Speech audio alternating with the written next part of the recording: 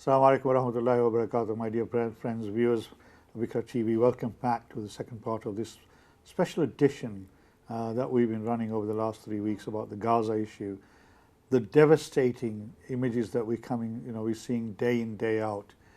Mothers, children, elderly people in hospital, even outside, in refugee camps are being butchered on a day-to-day basis. And yet our government is so sitting back and still not listening to the voices of the people who are asking for an urgent peace and a ceasefire to be declared. Yet our government continues to provide ammunition to Israel, which is being used against the people of Gaza. The United Nations have condemned what is happening, yet again our government continues to fail to do that. We saw nearly 1 million people march through the streets of London, one of the biggest events that has taken place in this country since the march against the Iraq war. And I know many people who are watching this program may have been on that march. Unfortunately, as some of you will know, because of my injury that I sustained, actually coming back from Palestine, I was not able to walk the march or go there this weekend. But I know many people were there, and one of my colleagues who's here, Ishtiaq, who's as I say, an author, an analyst, a commentator, and particularly in politics, but much more a campaigner for equality and social justice for the last 40 years, all his adult life, who's joined me today, and sharing his thoughts. He has been very active on social media, trying to get our community to understand the politics behind this, and much more importantly, what can we do as we move forward? We're seeing what we're seeing, horrendous as it is, and his words, as he said, this is an attempt by the Israeli government to commit genocide, which, although they may not like it, even the UN have described this as genocide that's taking place. And we are now seeing ethnic cleansing of Gaza itself. People are being pushed out of their homes. They've been asked to go to what they would call a safe area, but when they've gone there, even those safe areas have been bombed, and many people have died. And the latest figure is about 13,000 people. Some say it's even more than that. There's about 5,000 babies who've been killed, young children. So this is something that nobody seems to care about, particularly in our government or in the Labour Party for that matter, because even the leader of the Labour Party has failed to heed the call for a peace and an immediate ceasefire. Ishtiaq, you used the word genocide, ethnic cleansing and extinction. Now, obviously, this is still going on, and every day we see these horrendous images, in our screens. What is it that you think, in your opinion, that when you have politicians in our community who are not listening, people that we voted for, people we put in there, what is it that ordinary people like yourself and myself and the other people can do that they can change the narrative that is going on at the moment? Can I actually say that, look, the position of the government in this country, the position of the Labour Party in this country, which is the official opposition, is beyond my understanding.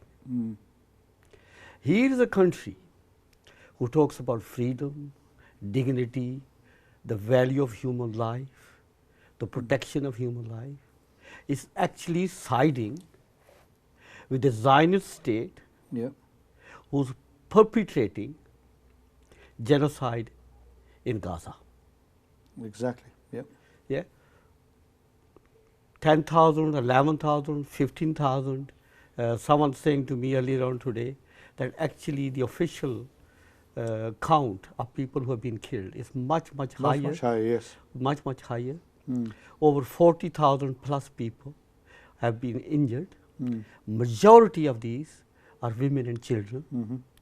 See, now the Israeli government is pursuing displacement, ethnic cleansing, and they are hell bent on making sure that they take a full control of and for our government and our opposition leader or opposition party to be encouraging, cajoling, supporting, and actually supplying the very weapons which are being used to indiscriminately kill and murder innocent civilians is beyond belief.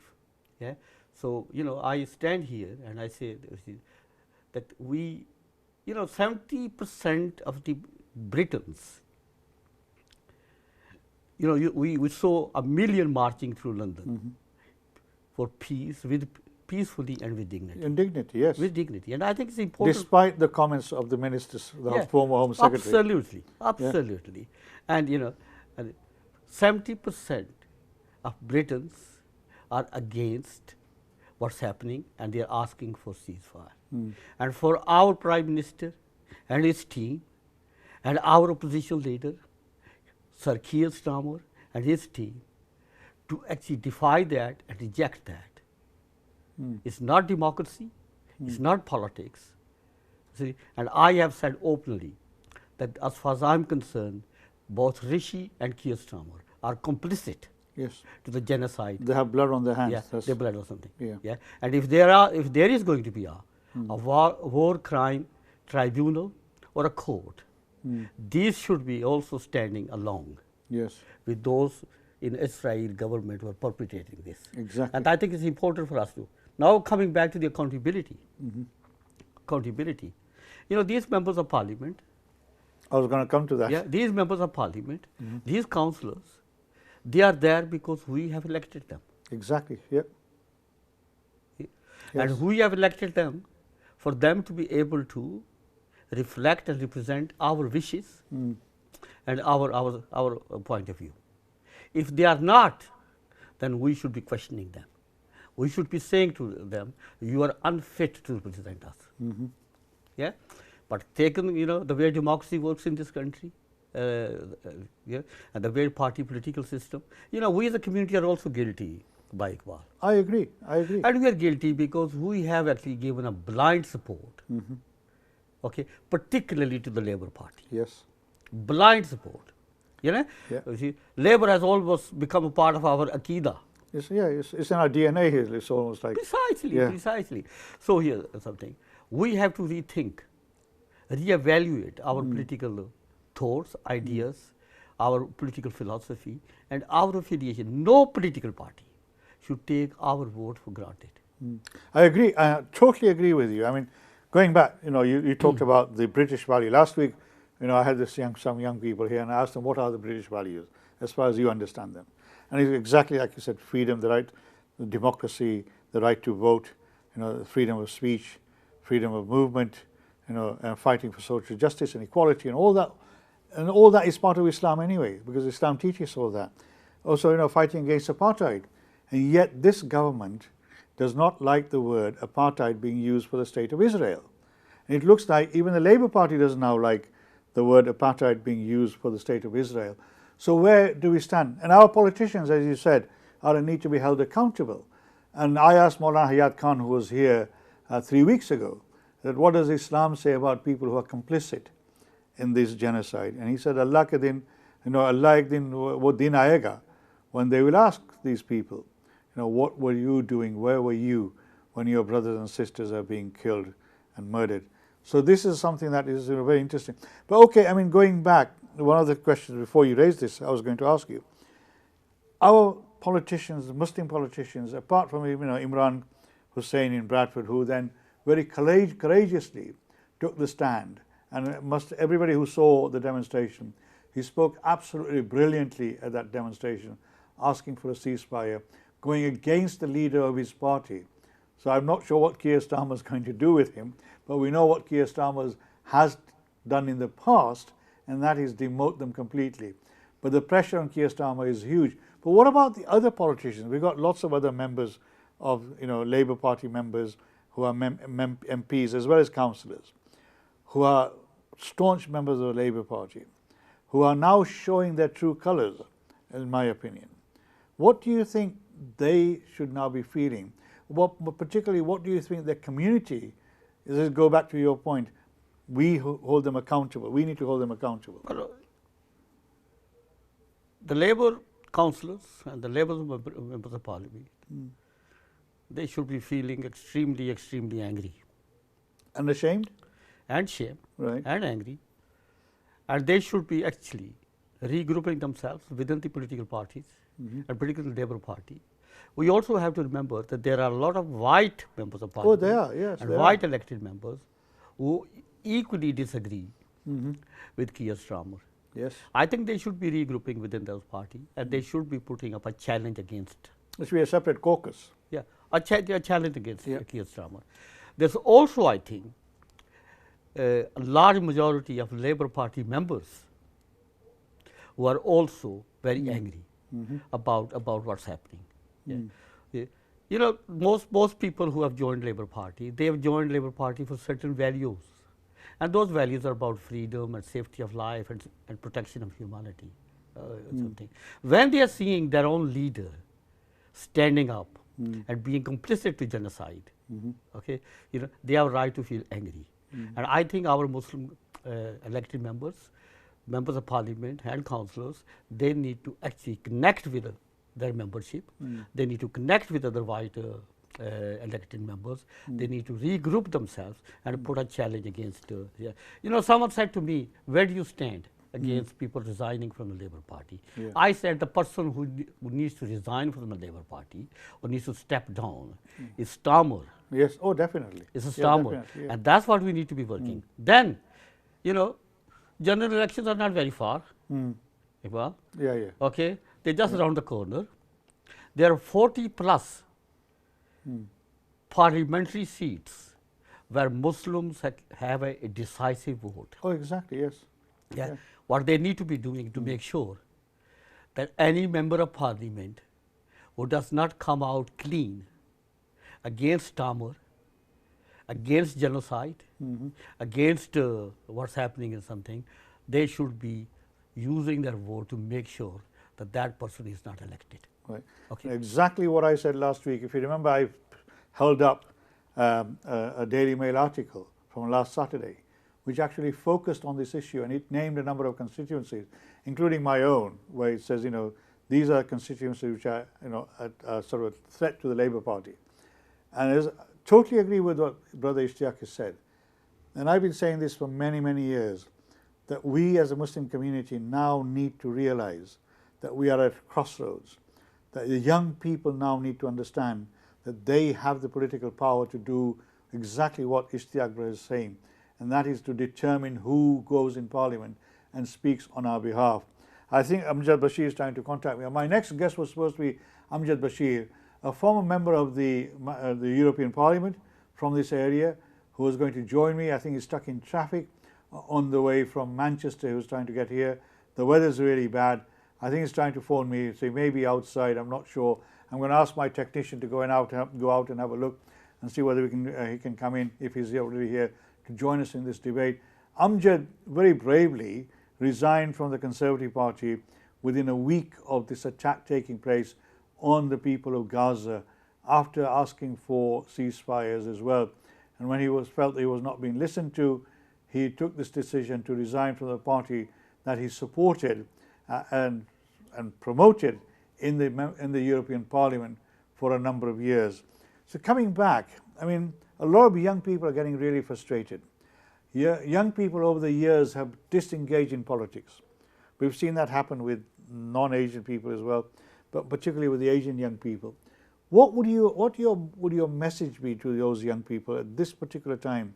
You know, that they need to start thinking more about others rather than just themselves? Look, the whole system in this country hinges around political parties, political structures. You know,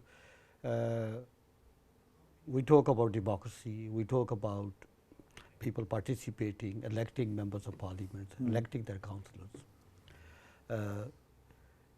This country is very much guided by and managed by party political decisions.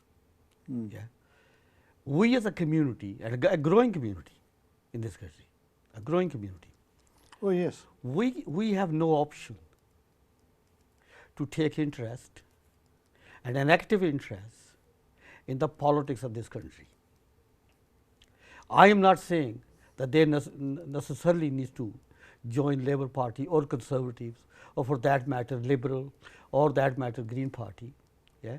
But we as a community have to rethink in terms of actually the kind of political structures that we need, okay, and we need to be able to move forward as a community. The option of opting out of politics in this country, that option is not there for us.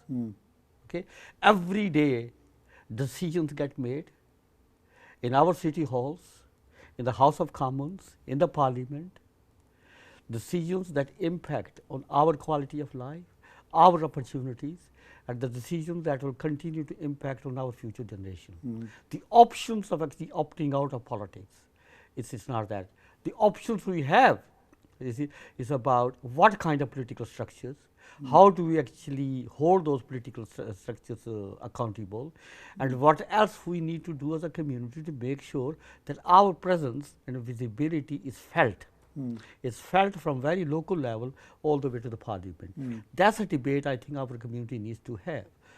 So there are different views. Do you think this is now the right moment for that discussion and debate to start taking place? Because next year we're going to have a general election. You know, sometime next year we will have a general election. Is this now the right time? Because coming back to your point, which is an extremely valid point, I mean, you and I have been working for equality and social justice for over 40 years. Right? I've been working on the national level. I was a member of the government's Stephen Lawrence review group, looking at the implication of the recommendations that came out of that. And yet we still see discrimination. We still see inequality. I mean, COVID actually showed us how much inequality there was in the health sector. Forget around employment and other things. Islamophobia, you know, and I'm still a member of in fact, I'm the deputy chair of the government's hate crime advisory group, which the government is no longer talking to us. And previously, Qari Asim and myself and others were on the anti-Muslim hate crime advisory group. Qari Asim from Leeds, who is a very well-known person, and who I have enormous respect for him. And again, this government, when it came to power, said that, you know, we don't want to talk to you anymore. So Islamophobia, as we say, we know, is rife. We've seen, heard Baroness Wasi talk about, you know, particularly the Home Secretary, or the former Home Secretary now as of today, saying she's an arsonist because she's set communities against community. She's set fires going. So are we going to see more and more of this discrimination, you know, facing our communities, unless we take that, you know, that what you've just suggested within our control? Well, look, discrimination, racism, Islamophobia, it's not going to disappear from the society. It is ingrained in the very culture, the very thinking of the society. Yeah, we have worked for 45 years, 50 years, and we are still sitting here in 2023 and talking saying Islamophobia is on rise, racism is on rise. We've seen the behavior of the Home Secretary. We are seeing the indifference of the Prime Minister of this country to the public opinion. Who happens to be an Asian person. We're seeing the kind of pro-genocide support from Keir Starmer, which is, I think, you know, there's a lot to said about his Islamophobia, Islamophobic views, and his racist views. So it is very much there, and you can say. For us, the struggle has been is to how do we actually minimize the impact of racism and Islamophobia on our people. Okay, we are not going to wipe it out. Yeah, it's here today. It's going to be, and every time there is any form of clash or conflict or difference between Muslims and the wider society, it's going to come out.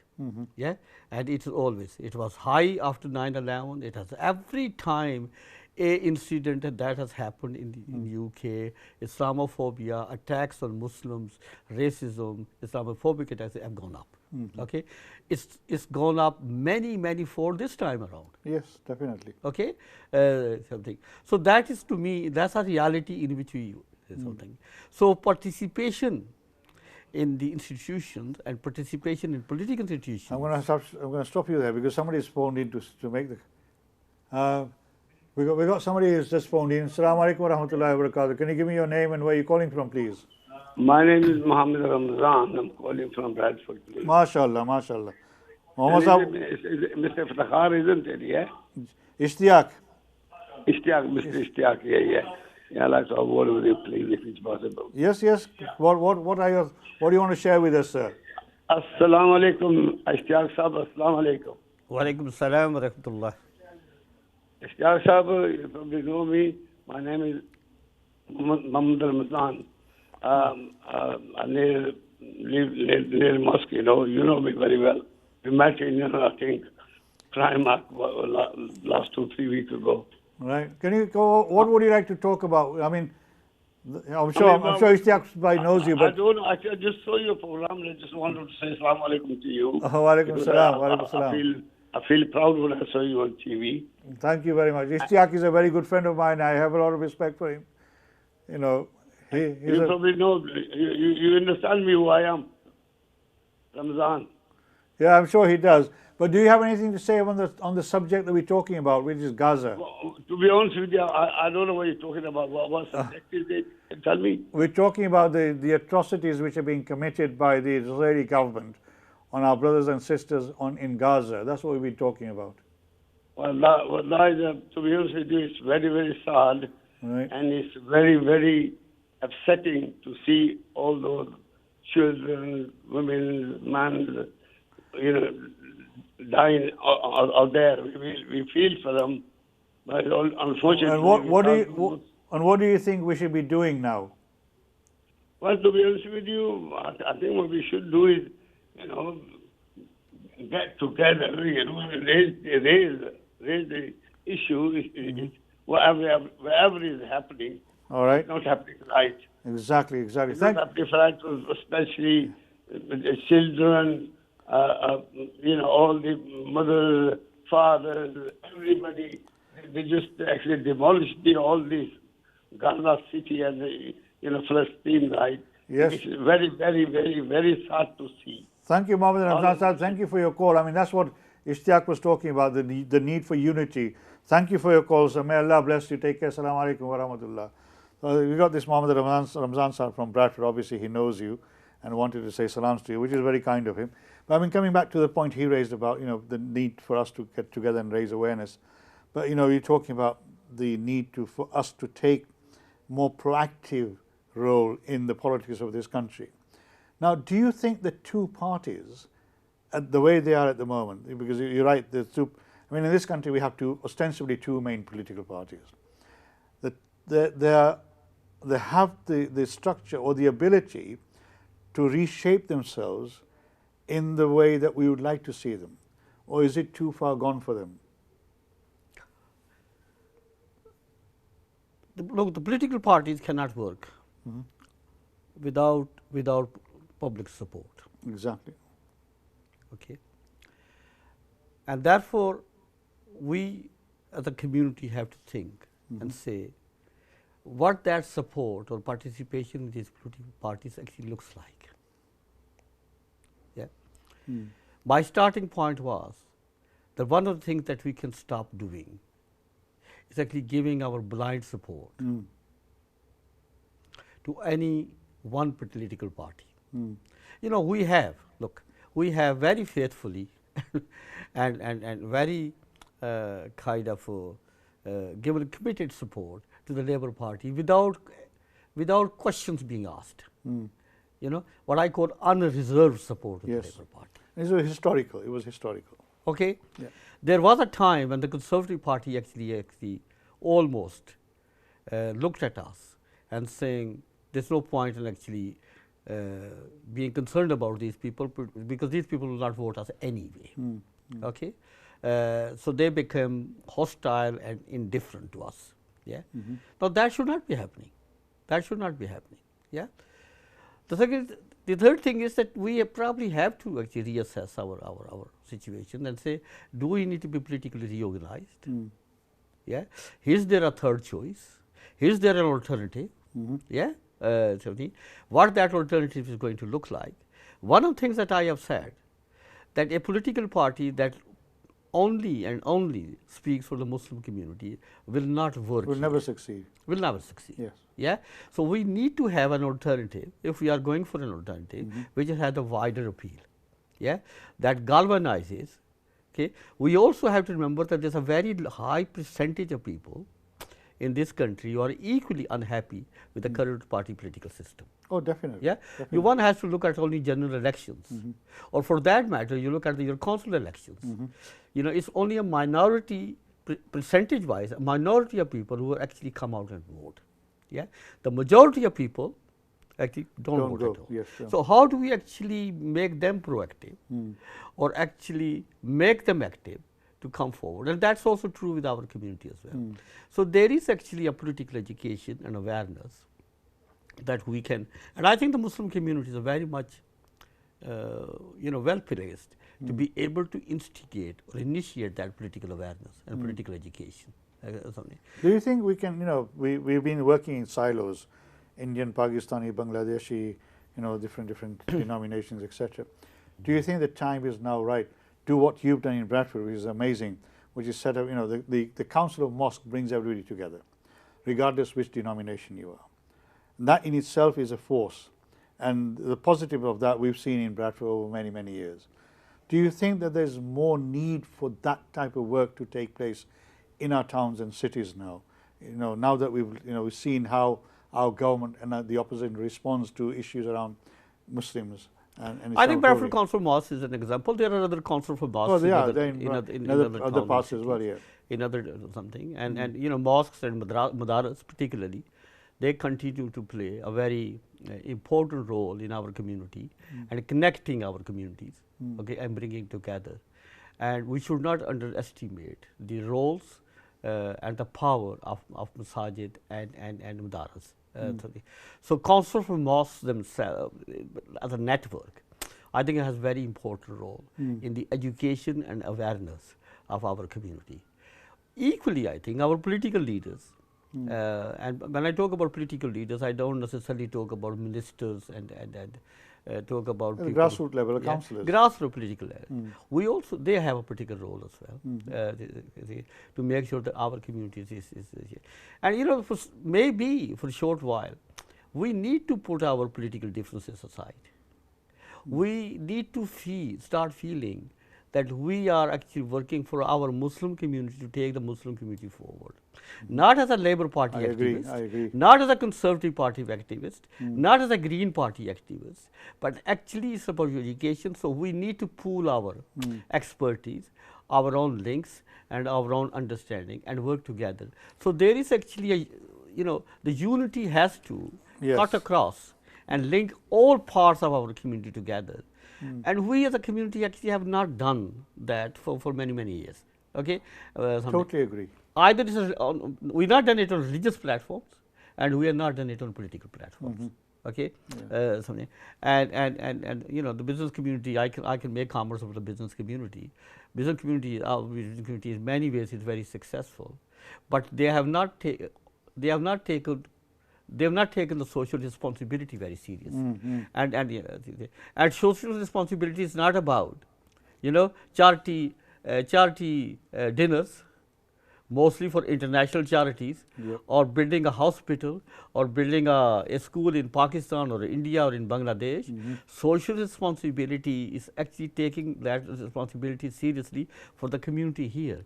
Okay, they have not invested. You know, we talk about Jews, and we say they are very strong. They are politically very strong. Why? Because they invest in politics. Yeah. If you look at all the parties and look at their funding, where does it come from? That the Jewish community is very actively, financially supporting political structures. Okay, and you know, Jewish business community. You know, a business community. So the one who actually pays, actually also pulls the strings. Gets the rewards. Our business community. Actually has not taken that social responsibility of investing in the politics and the awareness of our community, and that's a very important point. So if if our politicians or political activists, if our Muslim leaders, faith leaders, and our politicians, they converge around the education and awareness of a community. I mean, this is the very point that my guest last week, Maqsood Ahmed from Manchester, whom you know very well, Yeah, very I a mean, good he friend of made mine. that point A very good very, friend. very succinctly, and saying that, you know, our business community are far behind in supporting our Muslim community brethren. And I think the bit that you've added on, which is absolutely equally as valid, is that it's not just about politics, it's about social responsibility.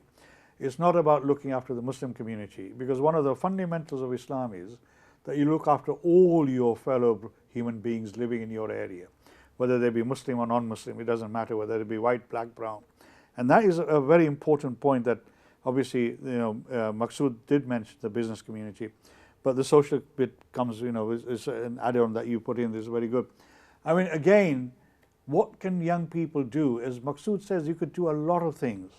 Now the question is, how do we galvanize those young people? I mean, I totally agree with you about politicians. I mean, many years ago, I challenged the politicians from Bradford, who are on a panel, one Labour Party politician, one Liberal, and one Conservative. And I said to them, you know, by all means, you are members of a political party, but in your city where you live, there's a huge Muslim population, and they have certain needs which none of the parties are addressing properly.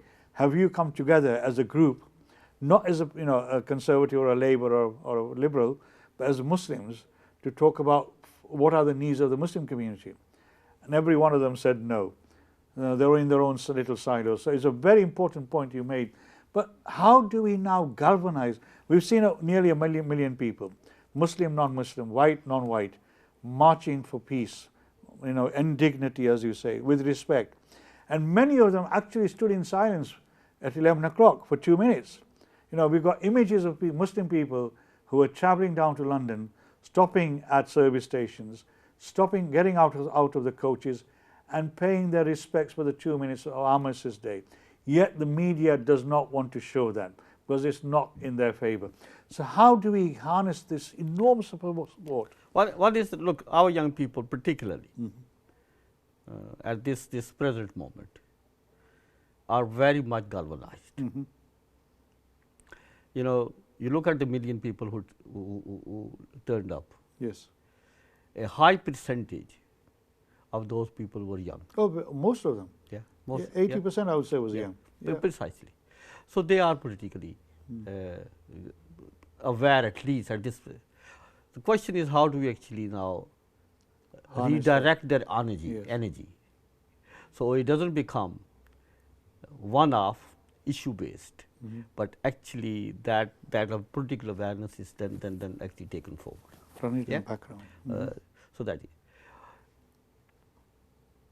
we then ask young people, well, you know, you got language, you got political awareness, you got passion, you got commitment. What is it that actually stops you from coming forward? From engaging. Yeah, and you know the answer usually is lack of trust. It's what I call political deficit. Right. In terms of the trust. Yeah, we don't trust the political parties. We don't trust our political leaders to do anything and deliver role. So why should we take part in a political structures or around political personalities who we feel let down and betrayed by? So what in your opinion, I mean, you're a political analyst, you study politics, you comment on politics, you work very closely with young people, more than somebody like me does. What do you think is the panacea to that? How do we address that distrust in the political structures, as you say? I think some of it will come through. Look, some of the will come through our community actually realizing the power of his votes. It will also come through using that power of his votes to hold politicians accountable. See? Once young people feel that our community is actually in a position to hold institutions accountable, it is in position to hold political leaders or leadership accountable. It is able to mold their thinking, okay, and actually get them to listen to the community, get them to come out of their what I call political enclavements, okay, reach out to the community, okay, and they see that there is a sense of change that's happening, I think young people will come forward. If I think going back, one of the best examples of what you've just mentioned, I think, correct me if I'm wrong, is the defeat of George Galloway in Bradford. The turnaround and the deficit or the recovery by Naz Shah, turning over a huge majority, right? With George, he won the first time. So when the second time, that energy was there, wasn't there? Yeah, I mean, look, George Galloway was elected by young people. Exactly, yes. Young voters. Yes. On Palestine issue. Yes, and he was actually, he suffered a defeat. Yes, by young people. By the young people. Yes. So the power which I'm talking about, the power of community is there. Is there. Yeah. We can be very decisive. Okay. And what is one thing that our politicians, white or Asians or black, what they fear most? They fear most actually people taking that support away from them. Exactly, exactly. Okay? Yeah. Because, without the public support, without people voting for them, they would not be in a position of power. Yeah? What we need to say, look, we will elect you to represent us, but we are equally capable of throwing you out. Yeah, exactly. Okay? Once you make the politicians' positions vulnerable, yeah, they will listen. They will respond. Now, that is not saying that we are taking their discretion to make decisions. Okay? They don't have to come to us every time. They have to actually take a part in a policy decisions or something. We are not saying that. Yeah? But what we are saying, okay, you have a discretion to make decisions, but you make sure you make those decisions reflecting the views and the sensibilities of the community. Of the people and who that voted you. and that is a debate I think we need to have. And as you said, going back to one of the earlier points you made, there are nearly 40 seats in this country where the Muslims can determine who becomes a member of parliament. And believe you me, the 80 majority that Boris Johnson managed to get was a fluke, because in most parliaments, if anybody gets a majority of more than 20, then they can run a government. So these 40 people, if the whole country followed what Ishtiaq is saying, we could have 40 people who could determine who comes into power and what policies that they follow. Am I correct in what?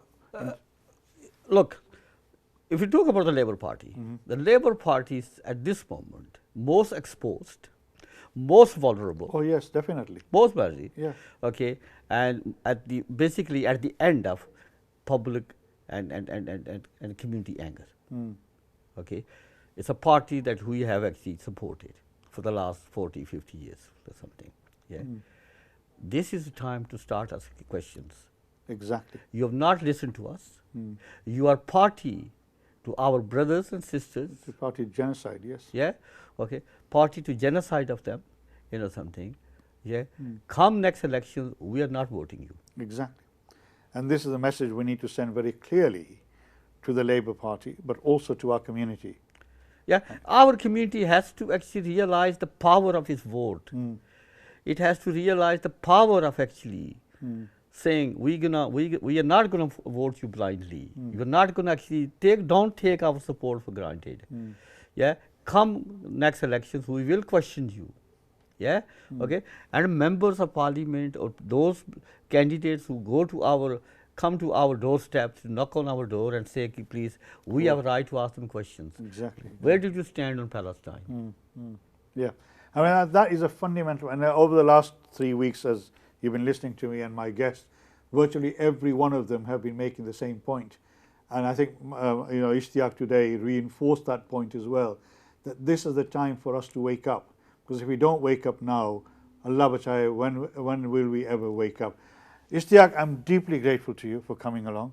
You have always been very open and honest, and I think our viewers value your comments and your commentary and your advice and your guidance.